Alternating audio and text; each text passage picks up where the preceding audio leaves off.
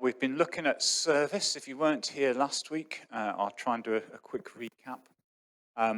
But I've deliberately tried to make so serving practice, we're going to be looking at something called hiddenness. Now, I'm not entirely sure that's a word, and Pete wasn't sure what that meant this morning. So hopefully by the end of it, you might have some sort of idea of what we mean by hiddenness. Okay, so my first, that's not working, that's not good. I know why. Right, might work now. Yeah, okay. So what's supposed to happen to me here in terms of our service practice that couldn't happen laughing over dinner with friends at my favourite restaurant, or at home drinking a cup of tea while reading a book, or watching a film on the sofa with my wife? We'll come back to those questions at the end. So what's supposed to happen to me here?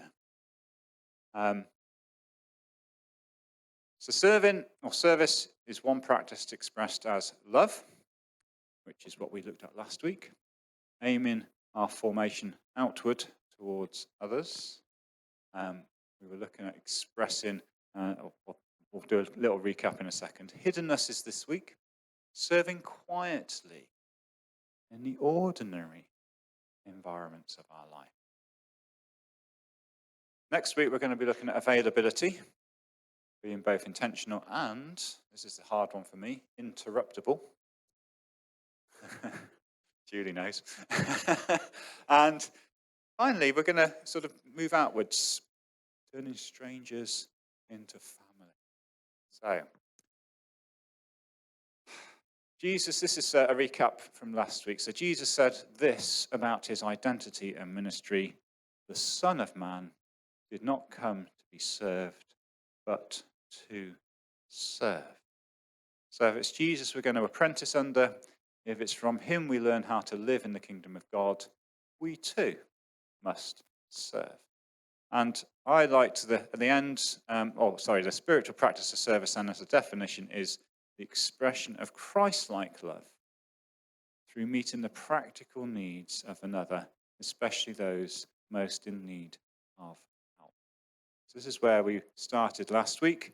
This is where we ended. Start where you are, okay, in terms of service. Imagine the ordinary people and everyday environments of your life at present.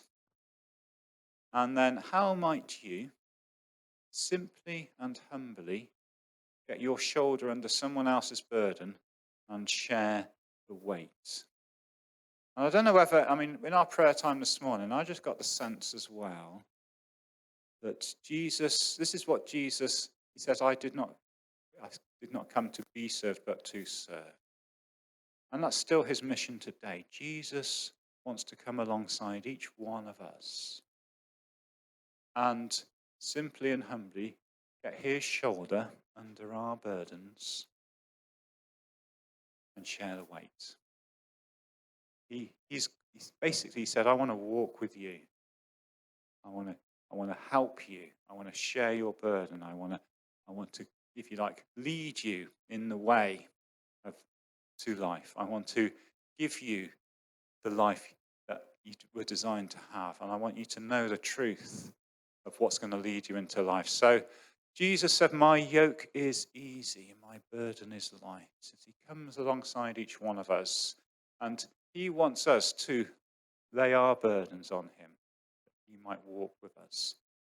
So he's still wanting to serve us, which is incredible when you think about it. We've just worshipped him. But he still wants to walk with us. I suppose in a way that I'm sure most here have sort of heard of the footprints in the sand sort of analogy of the journey of our life, and then it was like footprints in the sand, and we look back on it and we say, Jesus, yes, you walked with me all life, but when I was most burdened, when I was suffering the most, there was only one footprint. Why did you leave me? And Jesus turns and says, that's not when I left you, that's when I... And that's what Jesus wants to do with each one of us this morning. I wasn't intending saying that, but so, but Jesus calls us to do the same, to look and simply and humbly get our shoulder under someone else's burden. As he shares his love with us, we, if you like, out of that love, would go and love others the same way. So hiddenness then is the way we go about serving the people we serve. So, Jesus served at the leper colony, Seedy Street corner. You know, he was there among the marginalized. He served among the sick. He healed the sick. He served the poor and the oppressed. He spent his time with all of those. But his most demonstrative act and invitation to service came at his own dinner table among everyday company. And if you'd like to turn in your Bibles with me to John 13, we're going to be looking this morning at when Jesus washes his disciples' feet. So, start in verse 3. Jesus knew that the Father had put all things under his power, and that he had come from God and was returning to God. So this is Jesus just before he was about to be crucified. This was the Last Supper. And he got up from the meal, took off his outer clothing, and wrapped a towel around his waist. After that, he poured water into a basin and began to wash his disciples' feet, drying them with the towel that was wrapped around him.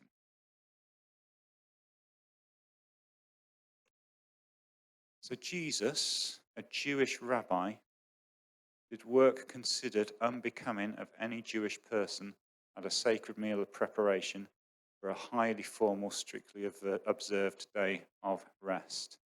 Culturally speaking, there was no more menial, humiliating labor than foot washing.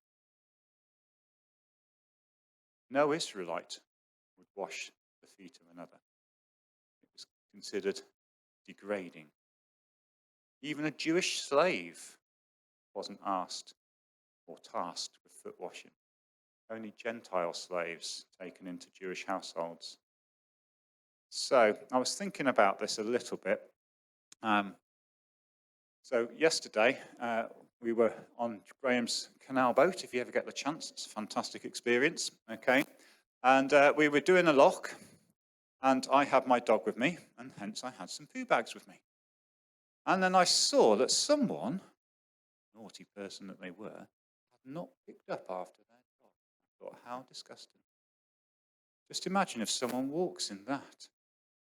And then, I think God has sort of prompted me this before, because I keep seeing it in the field, and these people who are not taking responsibility. And I thought, you know what, John, you've got some poo bags there. You could pick that up, and that poo box is only literally 20 yards down there. And, it's a bit of a menial task there. It's not something you enjoy doing, is it? I don't know. Who's a dog owner in here? Anyone own a dog? Picking up the poo, not the nicest. Yeah?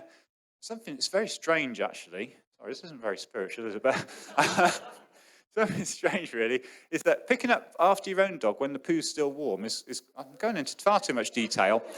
It's fine. It's a lot easier than picking up cold poo from someone else's dog is just disgusting. So, just to give you that sort of sense of my experience of picking up after the dog, I was thinking, just imagine if you were almost like, a golfer has their caddy carrying the bag around.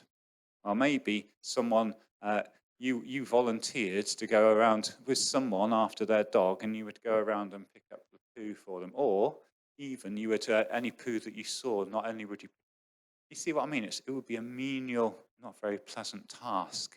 And this is what Jesus did. It was considered really degrading. And therefore, he sort of set this example. And it was no wonder Peter was shocked, if you were to read on.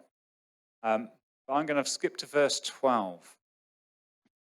Jesus then said, when he had finished washing their feet, he put on his clothes and returned to his place. He said, do you understand what I have done for you? He asked them. You call me teacher and Lord, and rightly so, for that is what I am. Now I, your Lord and teacher, have washed your feet. You also should wash one another's feet.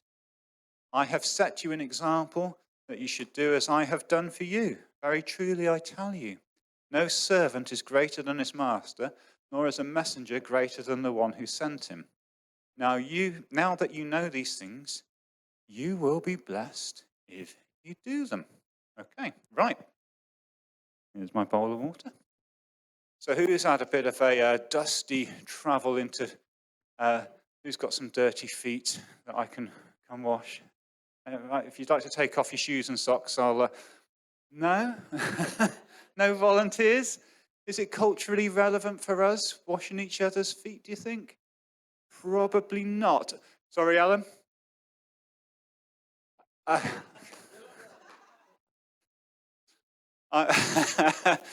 As I say, most of us, Alan, have washed. And we do not need our feet washing. This is an example that Jesus gives. All right, I'll tell you what, Alan, if you've got a dog, I'll come round and I'll pick the poo up. But it's this example, isn't it? This is an example. Jesus is not calling us literally to go and wash one another's feet. But I hope I've given you the context of how menial, if you like. This was a task that would have... And I want to just let you watch the chosen little bit on this, just so that you get an idea of what it might have been like. Now, remember, the chosen is a dramatization.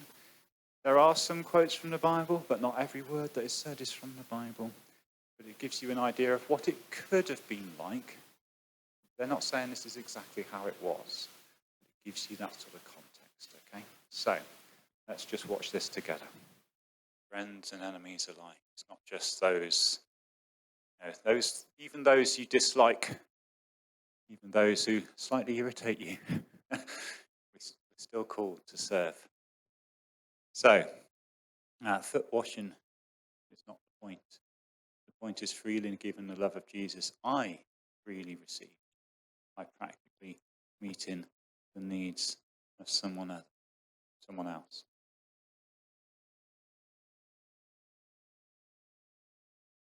So I just want to talk briefly about a common misconception sometimes we might have.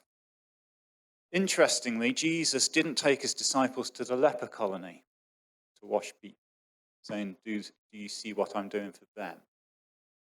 I've set an example that you should do the same.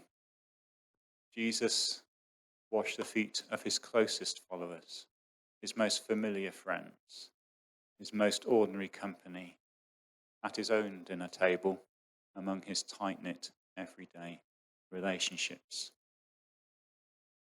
And sometimes I think, it's easier to do projects of love and become people of love. So I was thinking about this in my context, and I was thinking, is it easier for me to serve by organising an Alpha course, or helping Joe clean the house by doing the hoovering? I find it quite difficult. Sometimes, if it's a project, I suppose, or is it easier to get up early and finish a sermon, or spend time with Emily helping her do her homework after a long day at work? Or is it easier running a life group, or volunteering to help out by doing a break duty when I've already have a long to-do list at work? It's sort of, it's going to go back to this. Jesus washed the feet of his closest followers, his most familiar friends. It's this idea of doing it in your life rather than doing projects. It's sort of not necessarily doing a project of love, but becoming a person of love. Can I move slowly enough through my life to even notice the needs of those around me? So I think it's a challenge for me. I find it easier to have a project and want to do it and sort of be motivated by it almost because it's a project. It's a lot harder, I think, sometimes to just do the little things, to be bothered to, even see the need, or to even, when things are going around you, it's that sort of, yeah. And I suppose that's what this hiddenness is. Um, this is an interesting quote. There is another way of exercising freedom, less immediately exciting, poorer, humbler, and much more common, and one immensely fruitful, both human and spiritually. It is consenting to do what we did not originally choose.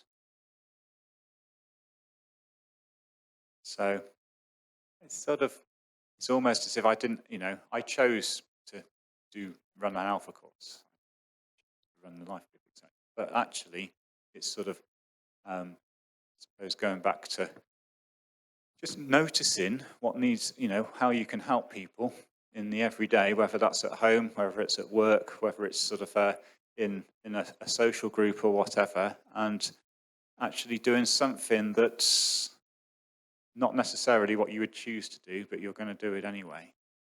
It's that sort of, and if we resist the hidden duties of our everyday life, i.e., for our young children, or even our aging parents, or just mowing the lawn, or cooking dinner for the family, or whatever it is, we'll become more bitter and resentful in those environments and relationships. So, the ordinary people and places, like bathing your 2-year-old and reading them a story before bed, becomes a spiritual practice. This is our serving practice. Or doing the dishes your roommate left in the sink becomes a spiritual practice. Or visiting your aging mother and listening to her without multitasking becomes a spiritual practice. This is one that I do. Picking up the discarded crisp packets, chocolate bar wrappers, empty cans left around the house, and put them in the bin just to tidy up. I haven't made the mess. Someone else has made the mess. But that is almost like a spiritual practice of serving. So, what if the conditions of your ordinary life, as it is today, are the perfect conditions through which God can bring heaven on earth in you and through you simultaneously? Just have a think. What sort of things? I mean, I can think of all sorts of things when I think about it for a minute or two, of things that I don't do because I don't really want to do them. But maybe if I did do them, it would be almost like spiritually good for me. It would sort of it's stuff I wouldn't choose to do, but just in the ordinary everyday life, whether that's at work, when I see there's a need and I'm thinking, well, my to-do list is, I haven't got time to do that, therefore I'm not going to volunteer for that. Or whether it's at home, you're watching a really nice program on TV, and you're enjoying your book, but you see, oh, this needs doing, or Joe's sort of doing this, that, and the other, and I could help out, but actually, I don't really want to do that. I'll just stay doing what I'm doing. And I suppose that's what I mean by the ordinary. Actually thinking about others before ourselves, sort of just going through that. So, yeah, just have a little think, just for 30 seconds, about, okay, what sort of things might God be saying to me about how can I just serve more in the ordinary so that I can become a person of love, sort of be able to practice those things.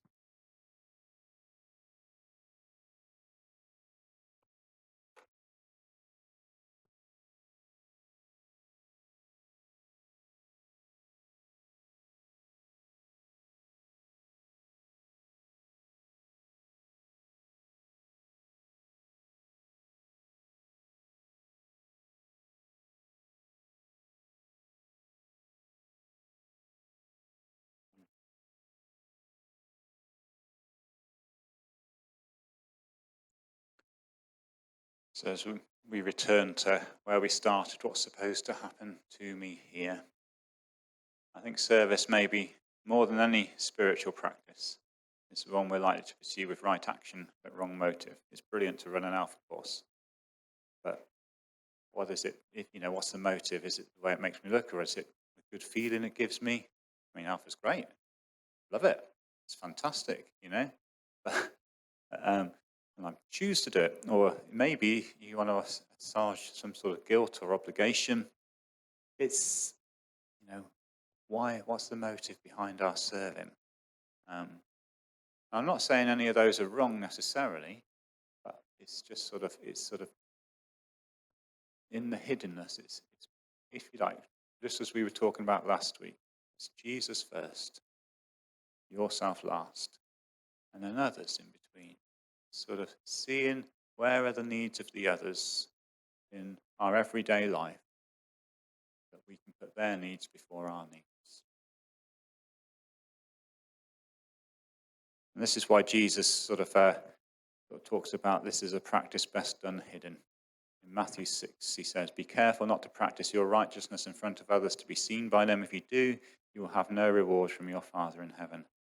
So when you give to the needy, do not announce it with trumpets, as the hypocrites do in the synagogues and on the streets, to be honored by others. Truly, I tell you, they have received their reward in full. But when you give to the needy, do not let your left hand know what your right hand is doing, so that your giving may be in secret. Then your Father who sees what is done in secret will reward me." And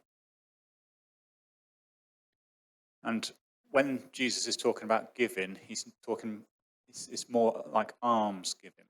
It's not just money, it's service. It's sort of your time and your resources as well as your finances, maybe. When you give of yourself, whether that's resources, time, money, do it in secret. Yeah. Do it without wanting to be noticed. Do it with hiddenness. Just, this is it's pathetic that I can't think of a better example, but the fact that I pick up the crisp packets and things that are left around and just put them in the bin, no one notices, especially those that have left them there. But, it's done with love, because it's going to help the household, and it's just being in community and seeing what needs doing and doing it, and not necessarily expecting someone to notice you doing it. That makes sense. So we're going to finish. As we consent to do what we did not originally choose. This is from the quote earlier, consent to do what we did not originally choose. So this is, if you like, putting others before ourselves. All right, this is not sort of doing what I want to do necessarily, but actually looking to see what needs doing. As we saw on that video, Jesus, who washes my feet even on the night of my betrayal, because each one of us, if you like, betrayed Jesus in some way. I know there are many things I've had to come to Jesus and ask forgiveness for.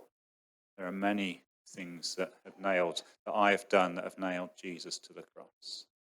There are many things that I've been unfaithful with.